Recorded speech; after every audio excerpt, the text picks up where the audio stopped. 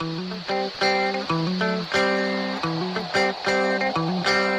in a good place now.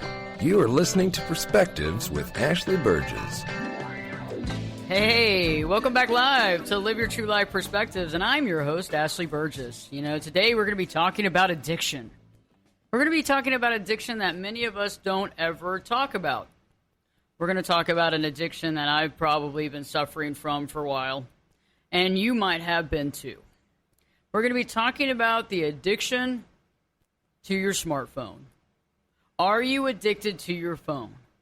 And today we're going to be discussing the signs and symptoms of cell phone addiction, what you need to know about cell phone addiction, and a lot of the things that we don't know. We actually don't know that this actually causes us some mental issues. It causes us physical issues, right? It causes us psychological issues, causes effects of all. We don't realize that. Yes, I think many of us are addicted to our cell phones, but we don't realize it. I've realized recently that, you know, you can work a good 14-hour day and you can turn around and you can leave the office at 9:30 at night and you're still answering texts and messages. And I've realized, I thought that was productivity, but I'm starting to realize what it is. It's addiction. Later on, we're going to be talking more about the signs and symptoms. We're going to be talking about the signs and symptoms of addiction to your phone and how it relates to romantic relationships and how it can take you out of your marriage, the relationship with your husband, wife, that sort of thing, with your spouse, your girlfriend or boyfriend. We're going to be talking about how the perception of it and the perspective of being addicted to your cell phone addiction with Reggie Harvey. Reggie's going to be giving his perspective on the signs and symptoms of cell phone addiction. Arnold Smith is going to be giving his perspective from a romantic relationship perspective about how we put everything on the back burner, like how we can even be out with our loved one, and what's happening? We're all on the phone. I don't know about you, but it's interesting how you can go into a restaurant, and the more romantic relationships and the romantic restaurants, you'll see people on the phone. Both of them texting back and forth. And I don't think they're texting to each other, okay? I remember I was on a vacation recently, and I saw, well, probably about a year ago, and I saw a couple, and they were both on their iPads, and they both had their phones out. And it was interesting to watch because they never really talked to each other, and I watched them for about a good solid hour. I know that sounds weird, but I mean, they were right in my line of sight. It wasn't like I was just watching them like some weird person, but I was watching them, and they never once talked to each other. They never even once made a comment about the food or the drink or the atmosphere. They literally were watching their technology the whole time, okay? And that is what's happening to society. Think about going to a birthday party, and the birthday girl's sitting at the table, and everybody's hanging out going, "We wish you a happy birthday, woo!" And she's over there looking at her Facebook feed. That's what we're doing nowadays, right? It's like, well, I wish you were here, but they don't even care about the people that are there because it doesn't really matter because they wish the other people were there. But then if the other people were there, they wish there were other people there. And so the technology, even though it can be helpful for us, can be a problematic situation. The Pew Research Center, 67% of smartphone owners have admitted to checking their phone for calls and messages when their phone doesn't vibrate or ring. Wow. This is a major sign of cell phone dependence, and it should serve us as warnings to all smartphone owners. And, you know, it's interesting because a lot of us talk about the DSM-5, right? We talk about the Diagnostic and Statistical Manual of Mental Disorders, but smartphone addiction is not yet in there. It's not there yet. It will be. But they actually kind of classify it as a gambling addiction. Okay, so that's one of the things that we have to think about. It's kind of the same thing as a gambling addiction. But it's interesting how people check their phones when it's not even ringing. Okay, and I act like I'm like looking at people from like a laboratory response. I do this. Okay, like I'll be at work and I'll check my phone, right? Or it'll be in your pocket and it's not nothing's happening. There's no ring, there's no vibrate, but you're checking it. And even some people have phantom vibrations where they actually feel the vibration, but it's not there. That's crazy. I mean, think about that. I'll tell you one thing that's interesting. I've had clients recently who actually wake up in the middle of their night hearing their ringtone. It's not on.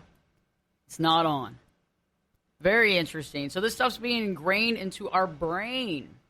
And so let's begin to talk about these symptoms real quick, and then I want to begin to hear some other perspective on this. At least 4 of the following signs and symptoms are thought to comprise criteria for cell phone addiction.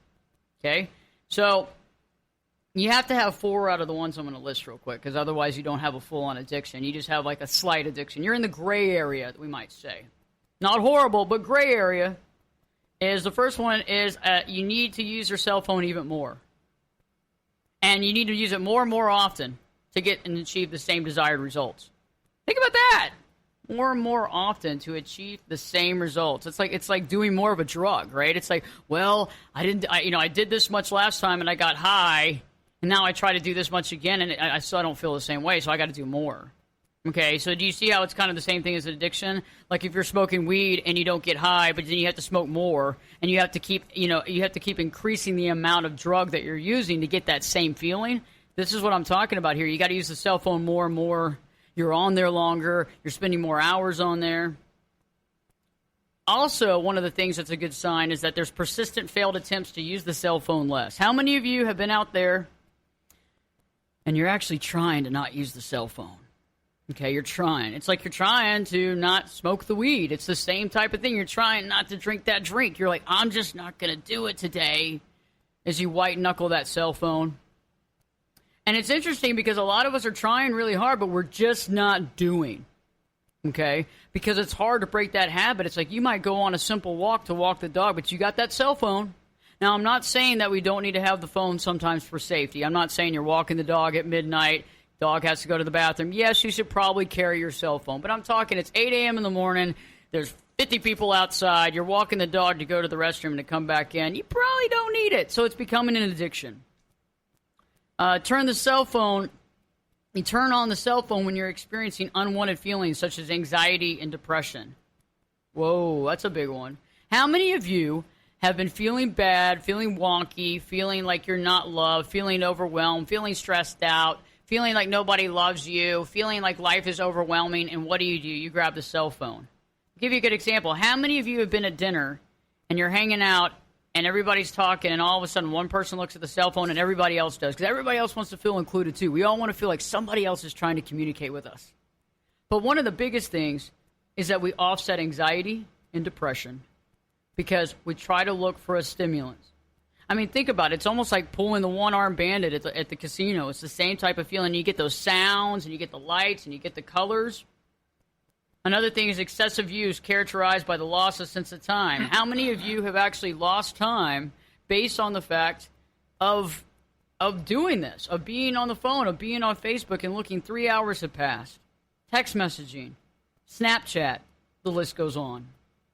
And another one has put a relationship or job at risk.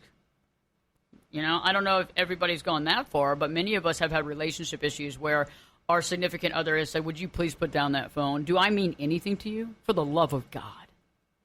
Okay? We'll talk a little bit more about that in just a minute because we have to, because these are the signs and symptoms of it. And I don't want you to miss out on these because you might be dealing with these right now. You know, Reggie, when we were talking the other day about smartphone addiction, and we quickly talked about that, I think it affects many of us. Let me ask you straight up, does it affect you? Not that much. I'm sort of old school. Your cell phones are primarily for emergency response and safety planning, and of course making phone calls. I don't even remember that there's a camera in my phone. I never did understand why there's a camera in the phone, but everybody else seems to be obsessed with it. I sort of am also an active introvert. I enjoy my private space. So when I choose to interact with the public, then I devote my total conscious attention to the people whom I came out to see. See, so as you can hear, Reggie's coming from a different perspective here. Okay, so many of us are in Reggie's shoes. I think the majority of you listening to the show right now are probably in the addiction shoes. Because to us, how many of us use it as a camera? Okay, you can raise your hand in your car. How many of you use it as a social network? How many of you use it when you're driving from point A to point B? How many of you make a call all the way from one place to another and you're getting off the phone and you haven't paid attention to anything that you're doing all the way there?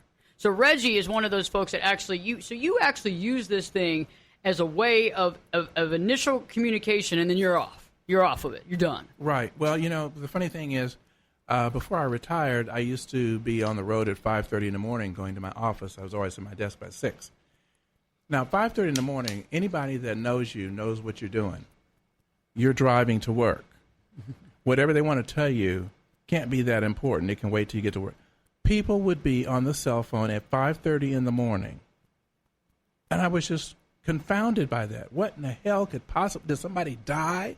I just never did Somebody die. I never Somebody did die? You're calling me at 5 a.m. in the morning. Somebody's got to be dead. Yeah, really.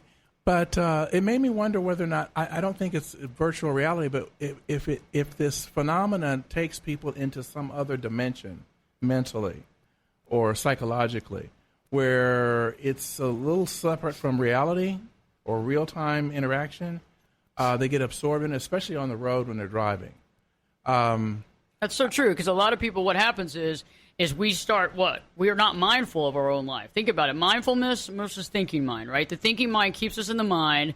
We're only thinking about what's happening, what happened last night. For example, what happened with the boss the day before, how we're still angry about what he said to us in front of the team, and we're over there thinking about how our boyfriend ran out and had an argument, how the dog took a poop in the house. All these things are in our mind, and we're on the phone. And the thing is that we're not being mindful of the moment. So, if you're hanging out at dinner with somebody, right? If you're hanging out in the car driving, like being a part of that, if you're doing something, actually doing something and being a part of it, instead of basically diluting it. And from what I'm seeing, the more I'm on the phone, the more I'm not even a part of it. I mean, when was the last time you went into a store and you're on the phone and people are trying to say hi to you? You're like, oh, hello.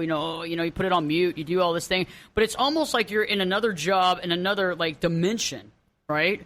And you're trying to live through this dimension, but we're really going through the motions. We're not in the moment, living that moment-to-moment life. And the other thing that I discovered people were doing to fill in that space is constantly checking their social media feeds. I've asked people, what are you doing? And they'll actually say, look at me like I'm crazy because I'm not checking Facebook and all this stuff. And I'm thinking, is that where the total stimulus you get comes from? Other people talking to themselves about stuff you don't even know is going on, but you have to be included like you said, included in the conversation.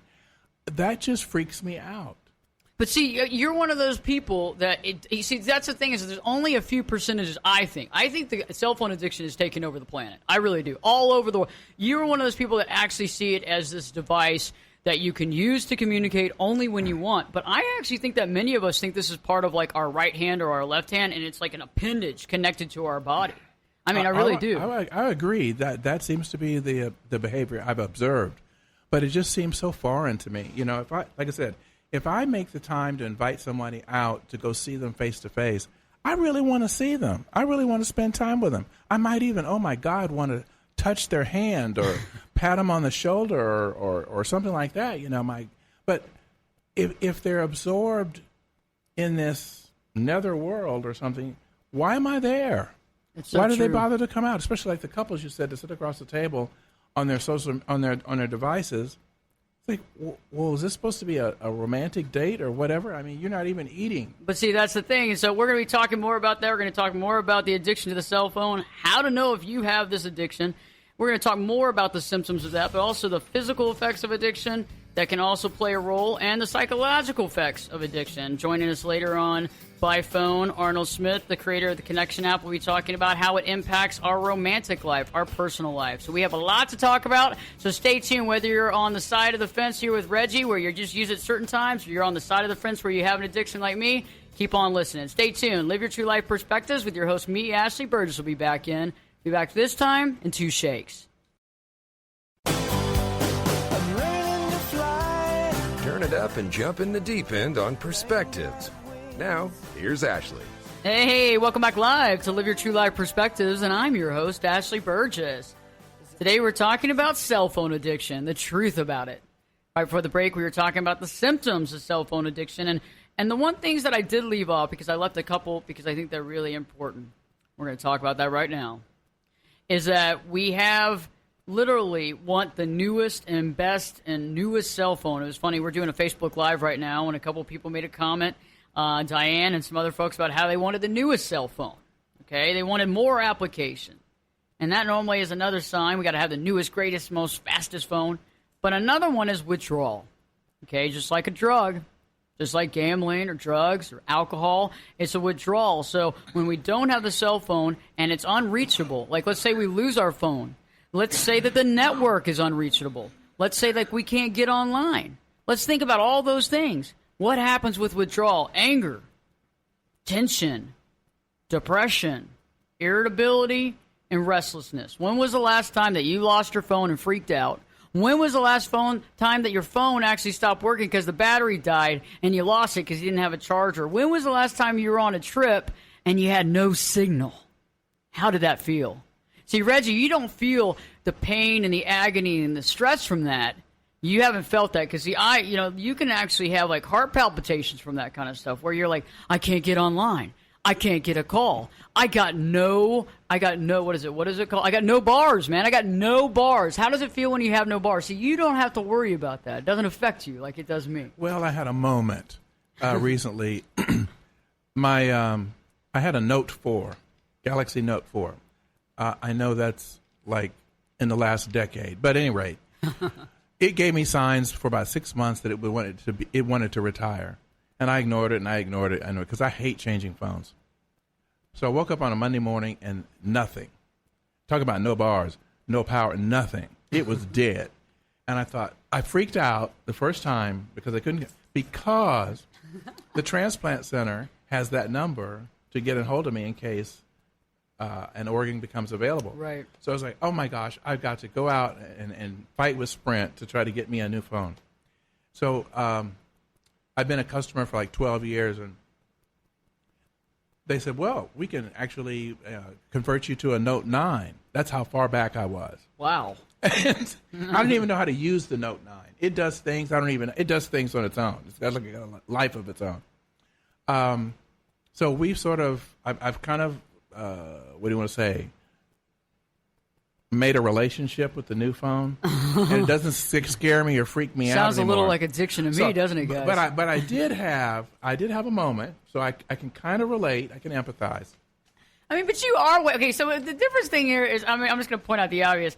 Reggie is waiting on a transplant, guys. I mean, like, if you're waiting on a transplant, it's a totally different deal. You're like, it's not like you're waiting for somebody to tell you, hey, where are we going to the restaurant, and are you going to get a margarita or not? You're not waiting on somebody saying, hey, did you pick up the mail? You're like, man, am I going to get that transplant? Did the hospital call me with this liver? Okay, like, this is a totally different deal. But you still had the feeling. I mean, this is obviously a little bit different for most of us. I mean, most of us are worried about, did the magazine come in? Or what about my Amazon? Did my Amazon Prime, did my delivery come in? I mean, I have 24-hour delivery. I mean, that's a big deal. I mean, that's something. So obviously he had the feeling, but it's a little different. We're going to be talking more about that here in just a bit. We're going to be talking more about the use of smartphones, but we're also going to be talking about the impact it has on romantic relationships, right? What happens when we're married, we're in a relationship, or we're with somebody, we're courting somebody, we're loving somebody, we've been with them, we're common law, whatever you want to be. You're common law, you're living together, whatever.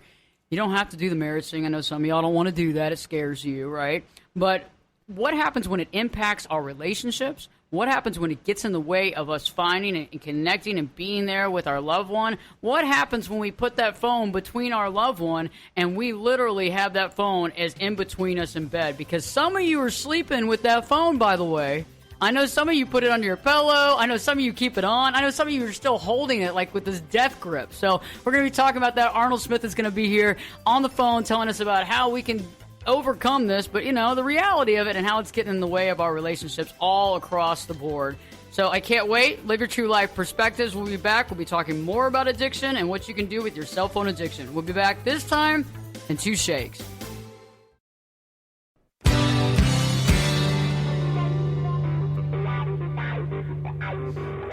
This is Jake Busey, and you're listening to Perspectives with Ashley Burgess. Welcome back live to Live Your True Life Perspectives. And I'm your host, Ashley Burgess. Here we are. We're here live, USA Radio Network.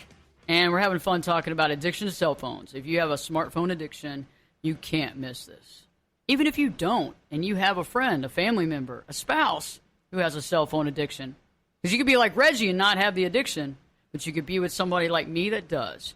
Joining us by phone, Arnold Smith. Arnold is the creator of the Connection app, and this is an app to help people bring their relationships closer, to have more romance and love, and to increase that romance and tenderness in a relationship. And I know one thing, Arnold, is that having a cell phone in between each person is not creating any sort of romance and it's taking us right out of the experience and the moment that we're in. So good to have you here live on Live Your True Life Perspectives.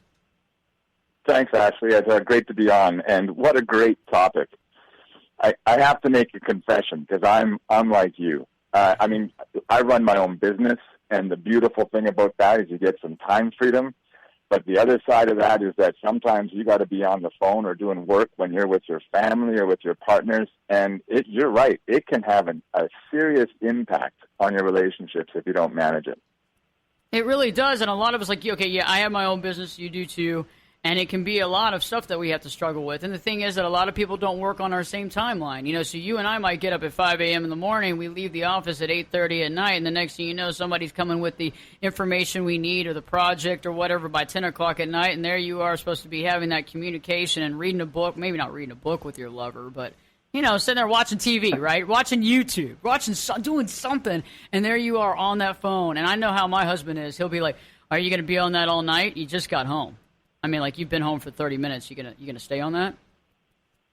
Yeah, absolutely. And the thing that happens, you have to really watch for it. And in a relationship, your partner is always looking for a little bit of attention. They're always making requests for your attention, for some, to be with you.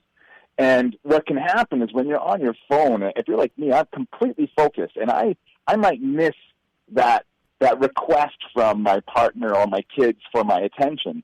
And the thing that we know about relationships, about healthy relationships, is that on average, when your partner asks for your attention or bids for your attention, healthy relationships mean that the vast majority of the time you actually positively respond to that bid for attention.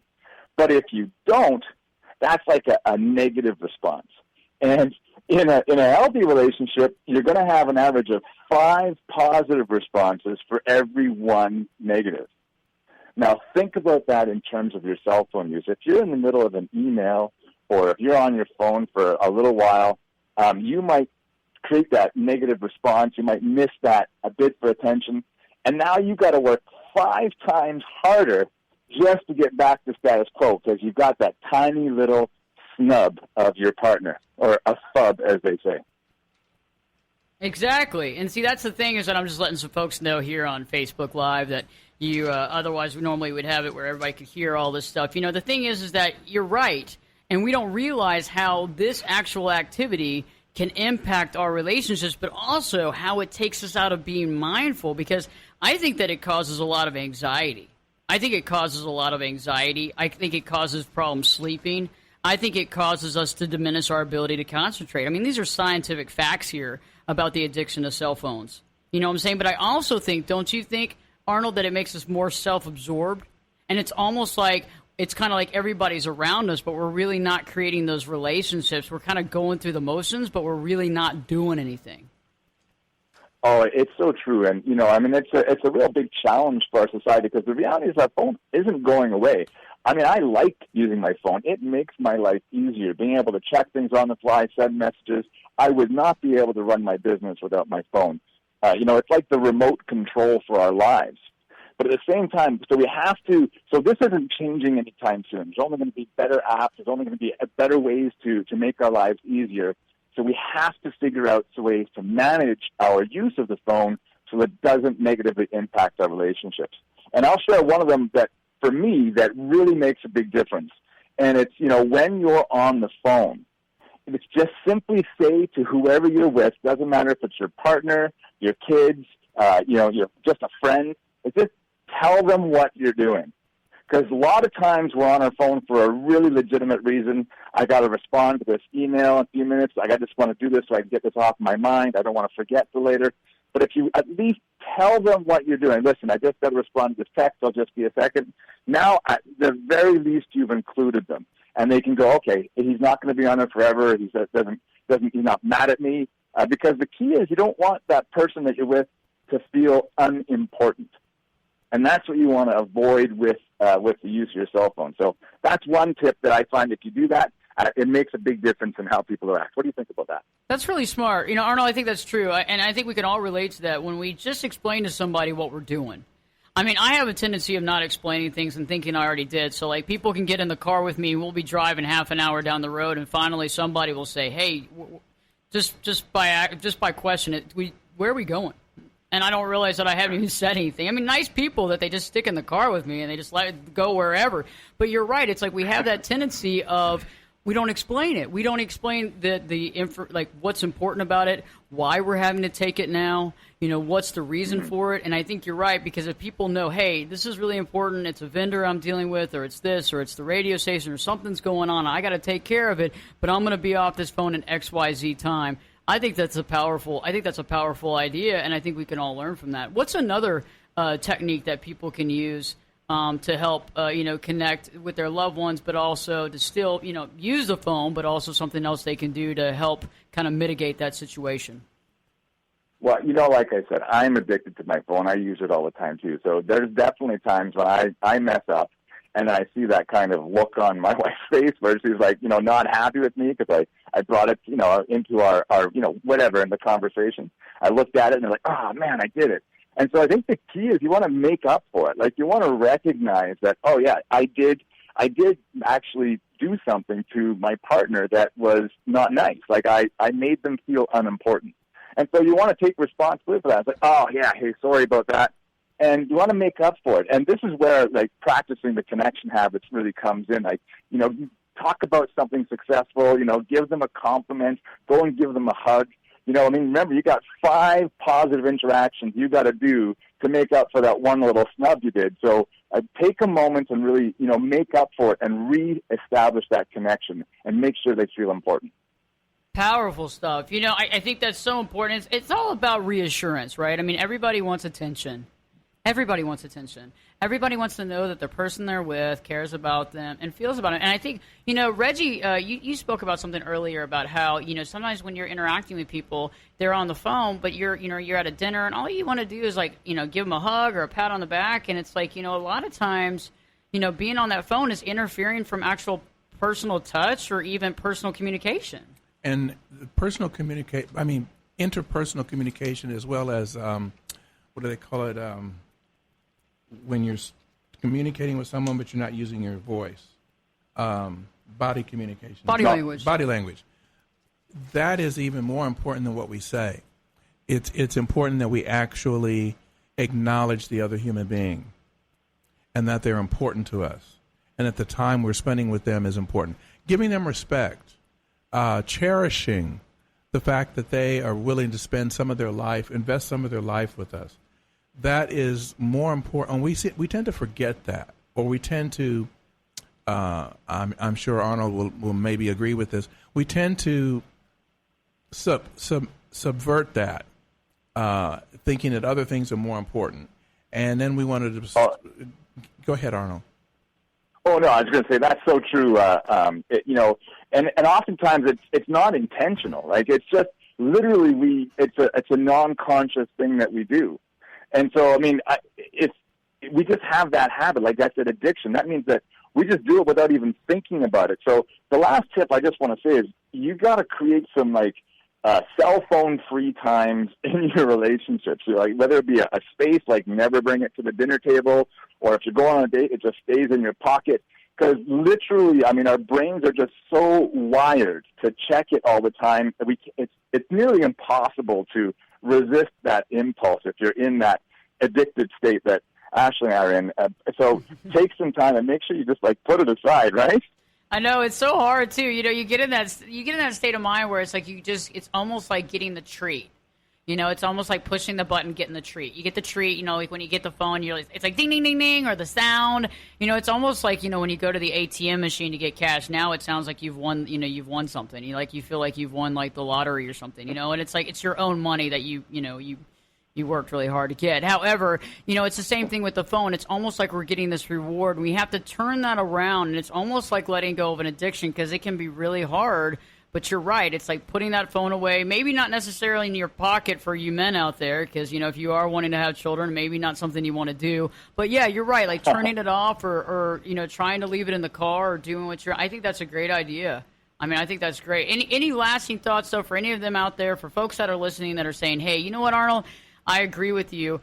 But, what is it that you can do to just jump that hump? What is it that we can do to start actually interacting that way and actually putting that in the forefront of our mind? Well, the cell phone's a tool, and at the end of the day, you want to make sure that you tool. I mean, I built an app for the cell phone, so I mean, I believe it's a useful tool in our lives, and so you want to make sure this tool is working for you. I mean, that's why I built an app, because the reality is, if our tools are helping us live the life we want, that's the key. So, get some reminders from your phones to actually do the things that are important instead of distracting you from what's important. So true. And I think one of the things, too, that we want to realize is that a lot of us don't really realize the impact physically. We can understand the physiological, we can understand the mental, but we don't understand that physically this is impacting our life. I mean, when was the last time that you were on the phone for hours trying to take care of things and you had anxiety? Maybe you felt like you were overwhelmed. You had an increased level of stress. Okay, so these are real things that are happening. And they're linking all kinds of studies to this. And I think this is something interesting, too, because when we have this anxiety and this stress and we bring this into our relationships, the people in our relationships are getting kind of like crumbs. I mean, they're not really getting us, right? Arnold, they're getting crumbs. Oh, yeah, it's so true. And, when you can really be, like Reggie said, when you can really be present with the people in your life, that is the gift. And, think about all the time, in the average 3.5 hours a day on your phone. Like, it can be a crazy amount of time you spend on your phone. And if you invested that in your relationship or in your business it's amazing the amount of things that you could accomplish. But really being present with your people in your life, that instantly reduces your stress. It can reduce their stress as well. And it makes your life way more fulfilling, and it makes you way happier. So true. So true. And I think also the big deal is that we all need to realize our limitations and our issues. So a lot of us might be suffering with ADD, attention deficit disorder, attention deficit hyper disorder, right? And none of that gets exasperated by this. So we have to realize that the constant stream of messages and information from our smartphone can actually overwhelm our brain and make it impossible to focus attention on any one thing, especially a person, for more than just a few minutes without feeling compelled to move on to something else. Because think about it, between the phone, the calls, the text, the news. What about the news? The news is coming in all the time, like this happened, or, Donald Trump did this just now, or so-and-so did that right now. And all these things are happening at one time. We have to be aware of that. And I think that's something that's so powerful to understand how that impacts us. Lasting thoughts, Arnold, for our listeners today. In our lives, if we look at our best selves, we want to make sure that we're putting our relationships first. You take a step back and look at your life from 10,000 feet, and you're going to realize that the relationships on your life are what is going to make a difference for you. And so when you come back down to the micro and those little habits you're doing each day, make sure you are making what's important. And that's kind of the key to a life of satisfaction and happiness. I think you'd all agree with that. Powerful stuff. I look forward to seeing you back next week on Live Your True Life Perspectives. And if y'all are interested in checking out the Connection app, which is actually a part of technology, right? But it's actually there to help you reconnect and get the passion and the relationship and getting that love back in your relationship. Just go to AshleyBurgess.com. Right there, you just scroll down, see the Connection app banner. Click on that banner, and you can check out exactly what the Connection app does. This was invented by Arnold to help us to actually co-create lasting relationships. Very powerful. Look forward to seeing you next week in the studio, Arnold. Thanks, Ashley. See you next week.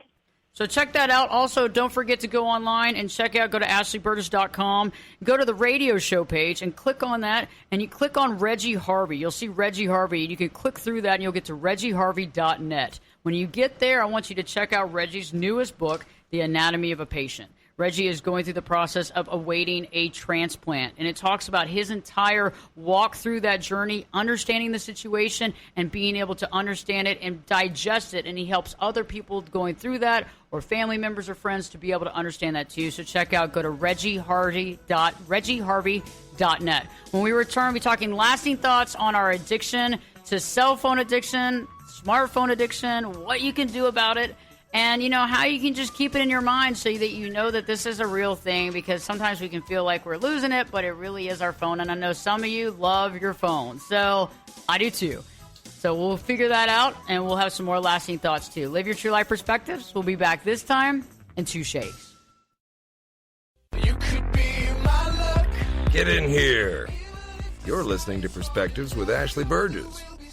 Welcome back live to Live Your True Life Perspectives, and I'm your host, Ashley Burgess. Hey, we're talking here live about smartphone addiction, and how it has probably impacted your life on many levels. I know it impacts my life. I mean, I'm not always on it because I work really hard, but I'm on it a lot, and I'm texting or I'm emailing. And I don't know about you, but then now we have those news things that show up. Boom, boom, boom. And we're like, oh, no, this happened in the Amazon. Oh, no, this happened with this, Oh, no, there's trade issues with China. And then you go back and you got someone else texting you about something else, or somebody running late for an appointment. Then you got a phone call from your mom. Whatever's going on, it's constant, okay? And this is real. This is real stuff. Don't miss later on here on USA Radio Network. All the shows coming up in the lineup. Also, don't miss later on throughout the weekend NASCAR as well. So stay tuned. You don't want to leave. We got a lot more great programming coming up. But, when we're talking about the concept of smartphone addiction, and we're talking about the issues that we have, we've talked about the issues. We talked about the withdrawal. We know about that. So what can we do to offset that? Well, one thing we can do is just to understand that it exists. The second thing is that we can do as much as we can. And I want to give you an example real quick. When you want to go to the gym, and I have clients that go, oh, I haven't worked out in a year. And then I say, okay, well, keep it slow. Slow it down. If you're going to go to the gym, I want you to go twice in a week, and I want you to go for 30 minutes each time. I'm not asking you to go past Thunderdome here. I'm just asking you to start. Because what happens is people go crazy. They jump in it. They get hurt. Bam, they're out of the gym 6 weeks down. They're feeling more depressed. So the same thing is with cell phone addiction. I'm not saying, hey, go home right now, put your cell phone in a safe, and run away from it. That's going to cause you a lot of withdrawals. I'm talking about maybe just being aware of maybe turning it on airport mode, maybe when you get home from work, maybe one day this coming week, maybe this weekend. Just maybe thinking about how much time, and maybe putting an app on your phone that shows you how much time you've been on the phone. What do you think about that, Reggie? Do you think that's a good idea? Well, I do. And sometimes just simply telling yourself, all right, for the next 30 minutes, this is only going to be used for emergency purposes, so that you give yourself permission to engage in the other activity and give it your full attention.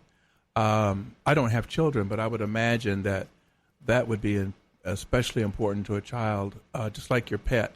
When you come home, the pet's been waiting for you all day long, and they want to spend some time with you. Now, they might only spend 2 or 3 minutes, but they want to know that you're available, you're accessible during that period of time until they're satisfied and feel comfortable.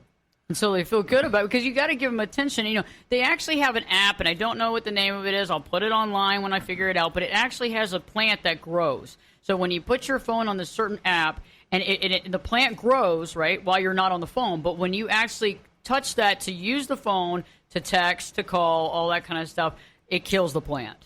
Okay, so think about that. If you're a plant lover, you don't want to kill plants. I mean, what kind of thing is this? You don't want to be a killer. I mean, I think those types of things work, and I think just monitoring our time, but not going gung-ho. I'm just saying slowly but surely wins the race, right? Yeah, slow it down. Just sometimes, the old adage, less is more. And actually, respect yourself. Give yourself your life back. Exactly. And a lot of times the most powerful tool we have to accomplish that is to do nothing, to just stop the behavior that we've been addicted to. So, see, that's the thing, is that just being able to say, hey, this is what I'm dealing with. It's like we should have a group called, an addiction, a cell phone addiction. I'd be like, hey, I'm Ashley, and I have an addiction to my smartphone. They'd be like, hey, Ashley, what I'm saying? But we should all sit there and look at it and say, hey, how much am I really addicted? What can I do to kind of be more present? Okay? And I'm not saying you got to listen to your wife talk for freaking 5 hours at a time.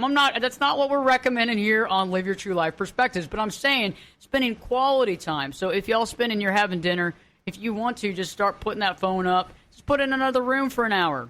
Okay? If you go out to dinner, I'm not recommending sticking it in your car, but, maybe turning it off, putting it on airport mode. I think that works out perfect. Yeah, any little thing that you do. It's not about, you can't make a mistake. You can't make You cannot make a mistake. And sometimes we're always so worried about doing something wrong or missing something, rather than if you make yourself available to the world, to the universe, then the universe will come to you.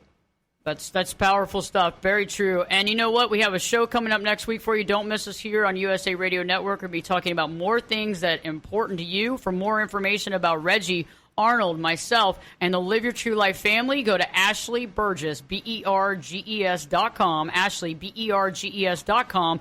Don't miss the YouTube channel. Go to YouTube for all these types of videos that we cover all kinds of psychological self-help and how-tos. Just go to Ashley Burgess, search YouTube, put in Ashley, BERGES. You'll find all kinds of content that you can watch and listen to.